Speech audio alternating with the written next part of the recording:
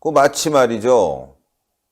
임종석이 대통령 같아요. 탁 가운데서 말이죠. 물론 뭐 이번 뭐 남북 관련해서 자기가 위원장을 맡았다고 하니까 뭐 그럴 수 있다고 치지만 지금 청와대를 비운 상황 아니겠습니까? 대통령이 지금 해외 순방 중인데 아 정말 이 사진을 보면서 혹시 임종석이 대통령과 동급이 아닌가 뭐 이렇게 국민들이 생각할 정도로 느끼는 점이 많습니다. 근데 중요한 건 지금 사실 서훈 국정원장이에요. 다른 사람보다도 아니 서훈 국정원장은 지금 국정원을 지켜야 되는 상황 아니겠습니까? 국정원 고위직으로서.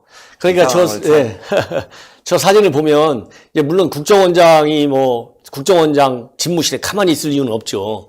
그런데 이제 이번 같은 경우는 우리 이제 서훈 국정원장이 남북 대화에 이렇게 비핵화 이런 중요한 정상회담 국면을 여는데 결정적으로 기여한 그런 이제 평가를 받고 있고 그런 측면에서 많은 중요한 일들을 하고 있지만은 국정원장이 일반 국무위원으로 저렇게 행사에 공개적으로 나타나는 것은 좀 더 아까 말씀드린 대로 좀 더 여러 가지 측면에서 좀 신중을 기할 필요가 있다.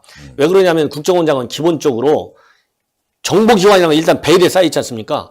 나올 때 나오고 숨어 있을 때 반드시 숨어 있어야 돼요.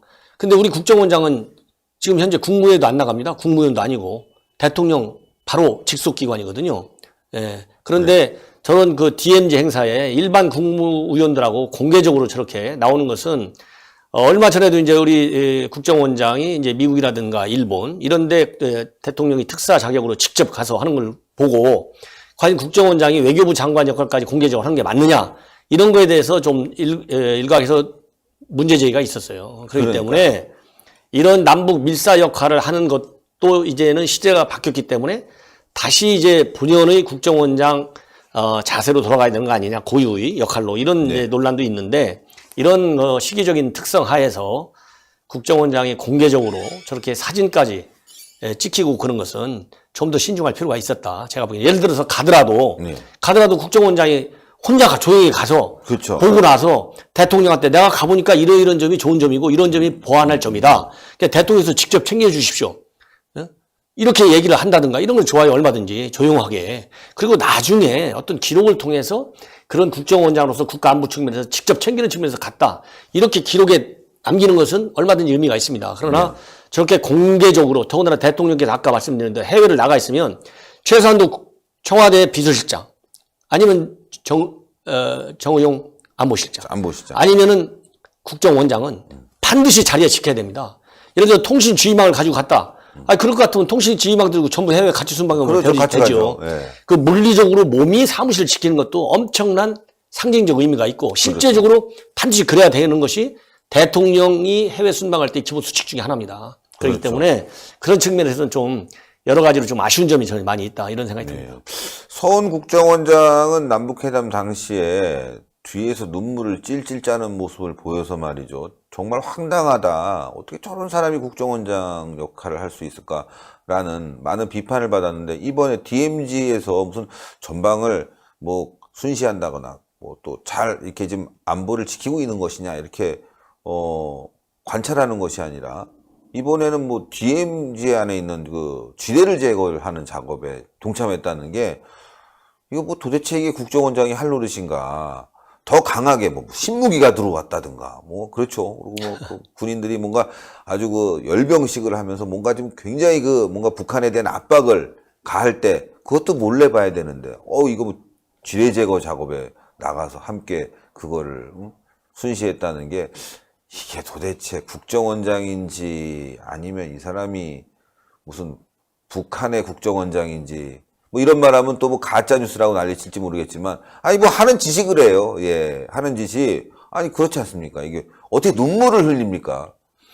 적의 수계 앞에서 찔찔 술을 따라주고 눈물을 흘리고 DMZ에 있는 지뢰 작업에 찾아가고 죄송합니다. 제가 몸담으셨던 국정원에 대해서 이렇게 비판하면서 국정원장을 비판했지만 이게 참 어이가 없어서 그래요. 어이가 없어서. 이제 물론 이제 더 자라나는 그런 이제 지적이 될 수가 있고 이번에 저렇게 직접 참여한 것은 이제 임종석 비서실장도 남북관계 무슨 뭐 추진, 이 남북관계의 합의사항을 강력하게 실천 이행하는 그 위원회 위원장이에요. 네. 그러니까 그 위원회 위원장 자격으로 갔을 것이고, 네. 이제 서훈 국정원장이나 뭐 국방부 장관이나 이런 사람들도 그 위원회 위원이니까 그 자격으로 갔을 것입니다. 그러나 그것으로서 이렇게 합리화되기는 조금 어려운 측면이 있다. 왜냐하면 아까 말씀드린 대통령이 지금 해외 순방 외교 중에 있기 때문에 그렇죠. 그야말로 비상근무를 할 시기와 상황이지 않습니까? 아무리 남북 간에 지금 긴장이 완화되고 있고 평화 모드가 왔다 하더라도 국가 안보 차원에서 지켜야 할 기본 수칙은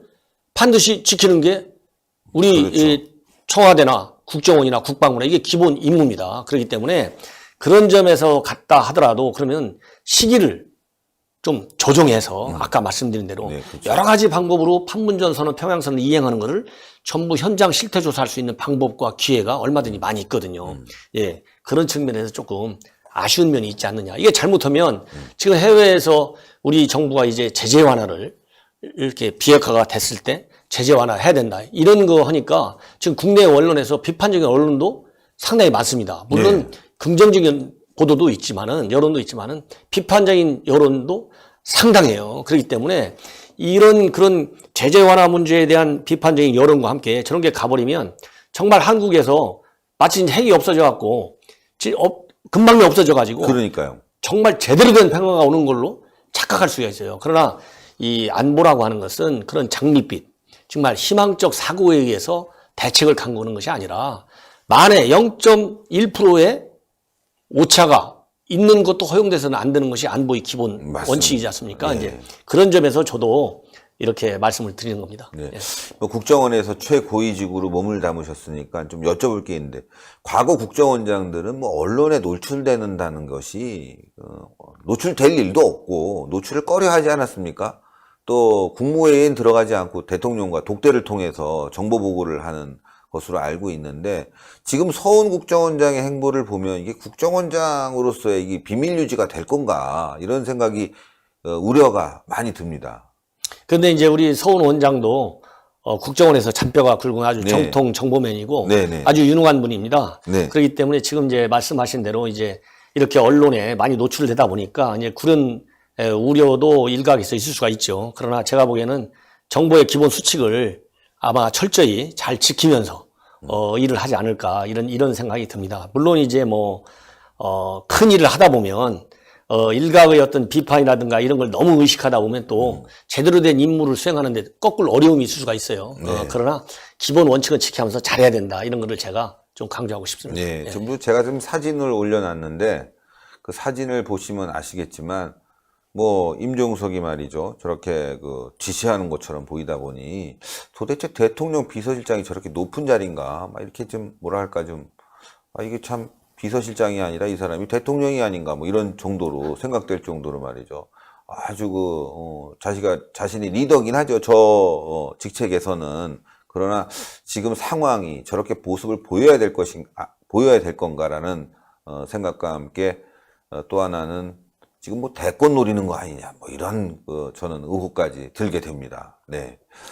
지금 상황을 보게 되면은 지금 남북 관계와 관련해서 굉장히 좀 어렵고 말이죠. 여러 가지 이제 불협화음이 많이 일어나는 그런 상황 아니겠습니까? 미국과도 마찬가지로 지금 저런 모습을 보여준다는 것이 대북 제재 완화에 대한 미국에 대한 압박으로 또 비춰지지 않겠느냐. 지금 뭐 대통령이 프랑스 가서도 그렇고 아셈에서도 지금 대북 제재 완화에 대한 얘기를 한다고 하는데, 저 모습 또한 뭐 미국에게는 굉장히 좀 불편한 그 시각으로 보이지 않겠나 싶거든요.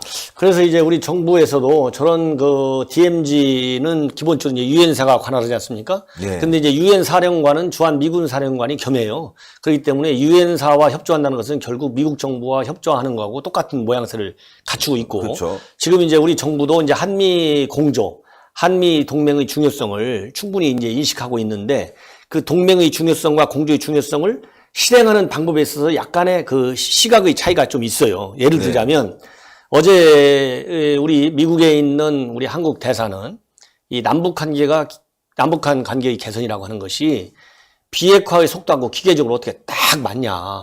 조금 달리가서 조금은 좀 시차가 있을 수도 있다. 이렇게 얘기를 했고, 그런데 이제 여기 서울에 있는 이제 미국 대사는 같이 가야 된다, 반드시. 네. 그리고 한 목소리를 내야만이 한미가 같이 공유하고 있는 공동의 목표, 즉 북한의 비핵화 완수, 이거를 위해서 꼭 필요하다 이렇게 강조했어요. 네. 그렇게 본다면은 현재 우리 정부가 대외적으로 밝히고 있는 거하고 달리 조금의 엇박자의 소지가 충분히 있다. 그렇기 때문에 지금 말씀하신 대로 이런 한미 관계에 오해를 줄 소지가 있는 행동은 우리가 뭐 오얏나무 밑에서는 갓도 그렇죠. 고쳐 쓰지 말라고 그런 옛날 말이 맞습니다. 있잖아요. 네.